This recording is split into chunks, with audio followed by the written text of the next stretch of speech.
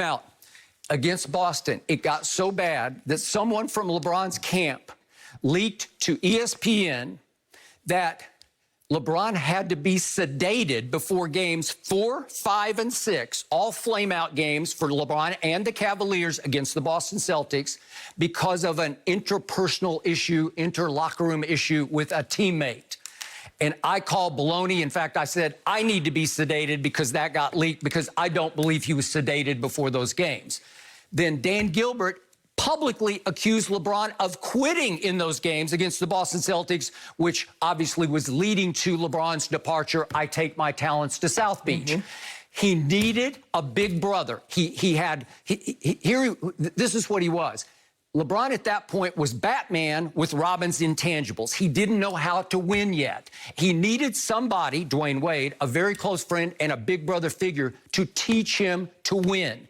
You had to go to Baltimore and you taught some of those younger players, this is how you do it. This is how you handle this yourself. And Dwayne taught LeBron how to control his emotions, how to channel his energy in the right direction, how to quit reading social media, quit listening to what I say or anybody else says, and lock in on the goal at hand, which is finally in 2012 beating the Oklahoma City Thunder. But it took 2011. It was the all-time flameout for a superstar in the finals. It was the meltdown of meltdowns by LeBron James, and it taught him a lesson.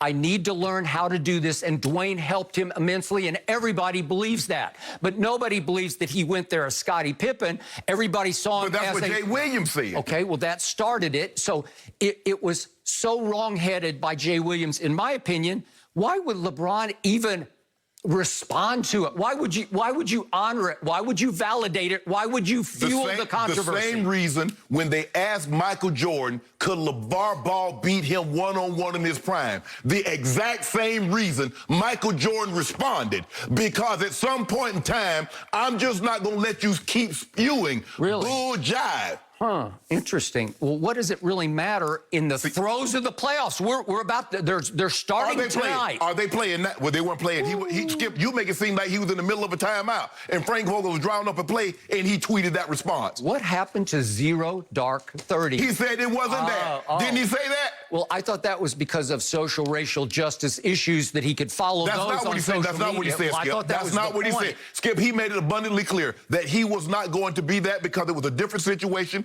He's not at home, and he needs to keep his phones on, so his kids, his wife, his mom, and things of that nature. So you've already made that abundantly clear. This is going to be unique.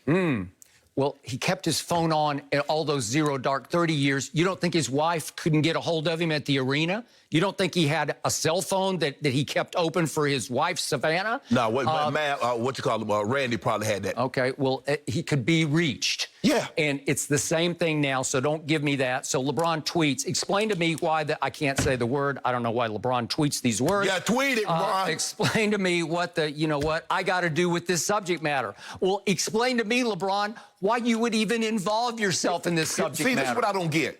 When Jordan responds to something someone says. You know what? It's the first and probably last time I ever saw Michael respond to anything. I covered him when he was a player. He just scoffed at anything anybody said. Let me ask you a question. So when they talked about him and Clyde Drexler being in the same class, did he scoff or did he respond? Respond on the court? No. Did he? He responded on the court. Skip, stop it. Well, he didn't go to the media and say... Skip, did he, in the last dance, when they asked him about Clyde Drexler, did he respond, Skip? Now? See? Well, what are you talking about? Did he respond?